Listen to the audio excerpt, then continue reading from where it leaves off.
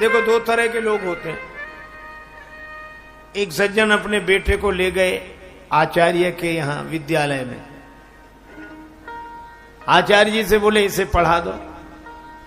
वैसे तो ये बालक जन्मजात प्रतिभावान है, इसको पढ़ने की जरूरत ही नहीं है, पर विद्यालय में रहेगा तो कुछ डिग्रियां मिल जाएंगी। बहुत योग्य है, बहुत प्रतिभावान है, बहुत। ठीक है, भर्ती करा दो। आचार्य भी समझे गजब का पिता है, ऐसा अभिमानी आदमी हमने नहीं देखा। 2 महीने बाद वही पिता फिर आया, मेरे बेटे का क्या हाल है? उसमें 100 में 100 गुण होने चाहिए, बड़ा योग्य है, जन्मजात प्रतिभावान है। आचार्य जी भी विनोदी थे, कहने लगे क्या कहना तुम्हारे बेटे का, 100 में 98 गुण है, उसमें 100 में 98 गुण हैं, सिर्फ 2 नहीं है। तो पिता ने आश्चर्यचकित होकर बोला 98 तो है, पर 2 कौन से नहीं है? 98 गुण तो हैं, 2 कौन से नहीं हैं? 2। आचार्य जी बोले कि पहला तो गुण इसमें ये नहीं है, क्या? का इसमें इसके खुद की अकल है नहीं, 1। दूसरा, आचार्य जी बोले हमारी मानता नहीं है, बस बाकी सब है इसमें। अकल है नहीं, आंख हो नहीं, आंख वाले की माने नहीं। अंधई अंधा ठेलिया दून्यू कूप पड़ंत। अंधा अंधे को ठेल रहा है।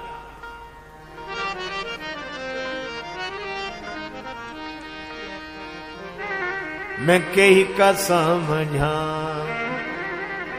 सब जग अंधा, मैं कही का समझा सब जग अंधा, मैं कही का समझा सब जग अंधा, मैं कही का समझा सब जग अंधा, मैं कही का समझा सब जग अंधा, मैं कही का समझा सब जग अंधा, मैं कही का समझा।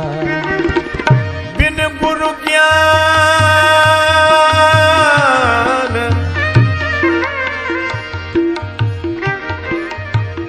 कहत कबीर सुनो भाई साधो। कहत कबीर सुनो भाई साधु। बिन गुरु ज्ञान भटक गयो बंदा, बिन गुरु ज्ञान भटक गयो बंदा, मैं कही का समझा सब जग अंधा, मैं कही का समझा। ओ सब जग अंधा, मैं कही का समझा सब ही भुलाने, सब ही भुलाने पेट के धंधा, मैं कही का समझा सब जग अंधा, मैं कही का समझा सब जग अंधा, मैं कही का समझा।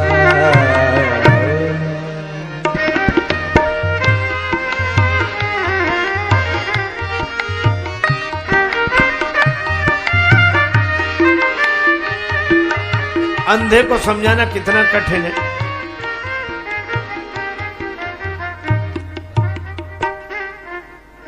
एक आदमी कह रहा था कि महाराज अंधेरे में कुछ नहीं दिखता।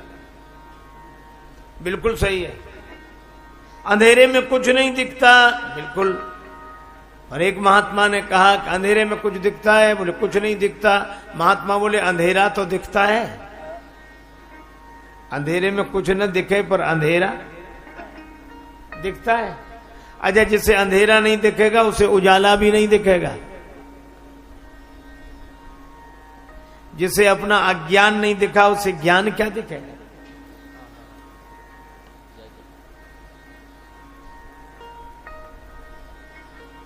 एक बार एक भिखारी गया भिक्षा मांगने। भंडारे में उसे मिली खीर, बड़ी स्वादिष्ट लगी।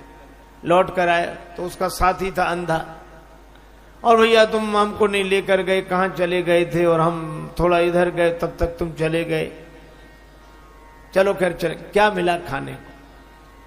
तो आंख वाला बोला खीर मिली। खीर? खीर? अंधा बोला खीर कैसी होती है? खीर नहीं जानते ना? कैसी होती? का सफेद सफेद होती। अब उसने कहा ये सफेद सफेद कैसा होता, समझा? एक ज्यादा समझदार थे, बोले हम समझाते हैं, हमसे पूछो। हाँ खीर, हाँ कैसी होती खीर? सफेद सफेद। सफेद सफेद कैसा होता? बोले जैसे बगुला। अब उसने बगुला भी नहीं देखा। बगुला कैसा होता? लाओ तुम्हारा हाथ। हाथ पकड़ा, अपना हाथ ऐसे टेढ़ा किया और उसका हाथ ऐसे घुमाया, ऐसा होता है बगुला, ऐसा सफेद सफेद, ऐसी खीर। तो अंधा क्या कहता? बाप रे, बड़ी टेढ़ी खीर रही होगी ये तो।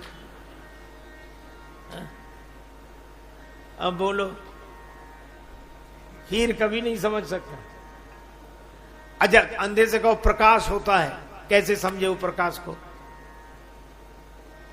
अगर प्रकाश होता है तो उसकी आवाज सुनाओ। अरे उसमें आवाज नहीं आती। तो हाथ से छू कर देखेंगे प्रकाश ऐसा, अरे उसे छुआ नहीं जा सकता। तो सूंघ कर देखें उसकी गंध कैसी होती, का सूंघा नहीं जा सकता। तो स्वाद लें तो उसका स्वाद नहीं लिया जा सकता। तो अंधा बोला तब होता ही नहीं है प्रकाश। कैसे समझाओ? भगवान बुद्ध ने कहा कि तुम इसे समझाने की बजाय किसी योग्य वैद्य के पास ले जाते और वैद्य उपचार करता और इसको आंखों की रोशनी मिल जाती, तब ये जरूर कुछ समझ लेता। ऐसे ये समझ नहीं सकता। मैं भी आपसे कह रहा हूं कि दो ही हम में सारी विशेषताएं हैं, दो नहीं हैं। खुद की अकल है नहीं और अकल वालों की हम मानते नहीं। सती जी ने कुछ कहा नहीं, पर शंकर जी समझ गए। और शंकर जी ने कहा सुनो सती, ऐसा संशय मत करो। मुनिधीर जोगी सिद्ध संतत विमल मन जय ध्यावई। मुनिधीर जोगी मन जन गावई।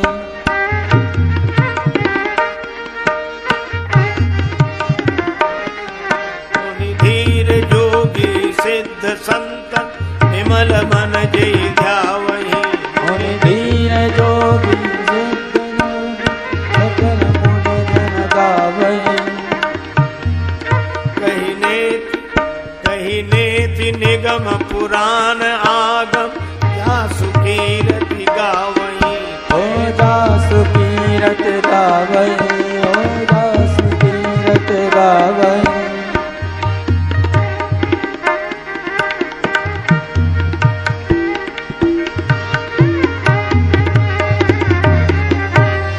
नेति निगम पुराण आगम जासु कीरति गावई। कहे नेति निगम पुराण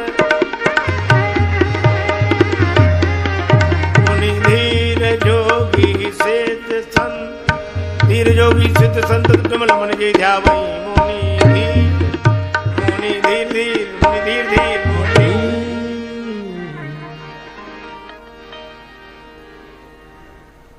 हे सती, राम जी भगवान है, धैर्यवान मुनि इनका चिंतन करते हैं। सोई मम इष्ट देव रघुवीरा, सेवत जाहि सदा मुनि धीरा। भगवान शंकर बिना पूछे सब बता देते हैं, तो भी सती जी को भरोसा नहीं हुआ। शंकर जी भी समझ गए कि मेरे समझाने से भी सती जी नहीं समझ रही है, और मुझे कई बार लगता है कि समझाने वालों को ही समझ लेना चाहिए। शंकर जी ने कहा कि तुम्हें अधिक संदेह हो तो परीक्षा ले लो, और सती जी परीक्षा लेने के लिए राजी हो गई। शंकर जी ने कहा विश्वास नहीं करे उस जतन विवेक विचारी। या तो मेरे वचनों पर विश्वास होता, नहीं तो विवेक पूर्वक विचार करके देखो। और सती जी चली। विवेक तो बचा नहीं, जो संत का साथ छोड़ दे तो विवेक कहां बचा। बिनु सत्संग विवेक न होई, सत्संग को छोड़ते विवेक चला गया। अब करई विचार करऊं का भाई, विचार करती क्या करूं। पुनि पुनि हृदय विचार करी, धरि सीता कर रूप। श्री सीता जी का रूप बनाया, जिसे ये खोज रहे हैं मैं उसी रूप में प्रकट हो जाऊं। और श्री सीता जी की कृपा से जासु कृपा निर्मल,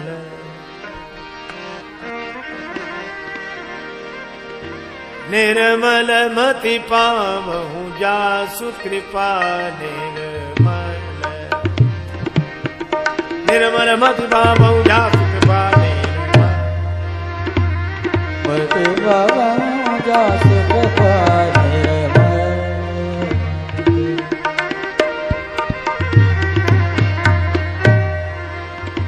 निर्मल मति पावहु जासु कृपा निर्मल, मति पावहु जासु कृपा निर्मल, जासु कृपा निर्मल, निर्मल मति पावहु कृपा निर्मल, कृपा निर्मल, कृपा निर्मल, कृपा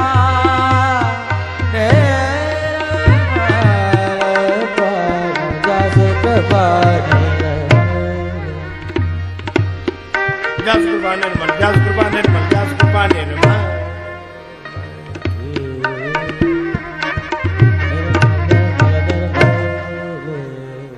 जिसकी कृपा से निर्मल मति मिलती हो वो है श्री जानकी जी। और सती माता की बुद्धि में है इस समय अभिमान। इसका अर्थ यह है कि मलिन बुद्धि वाले भेष तो निर्मल बुद्धि वालों का ही बनाते हैं। मन मैला तन उजला बगुला जैसा भेख, और इससे तो कागही भले भीतर बाहर एक। भगवान आए, सती माता को प्रणाम किया और कहो बहोरी कहां ब्रज केतु। अब सती माता बड़ी दुखी, वे सोच रही थी कि हम शंकर जी से कहेंगे जिनको आपने प्रणाम किया हम उनसे प्रणाम करा के आए, लेकिन भगवान ने जब प्रकट कर दिया अपना स्वरूप तो घबरा गई। राम जी ने सोचा सती माता को दुख हुआ तो जहां चितवई तहां प्रभु आसीन। सती माता ने आंख मूंद ली। और इस कथा से यही संकेत मिलता है कि अभिमानी के विरुद्ध अगर सत्य का स्वरूप प्रकट हो तो वैसे सत्य से आंख ही मूंद लेता है, पर आंख मूंद लेने से सूरज छिप नहीं जाता।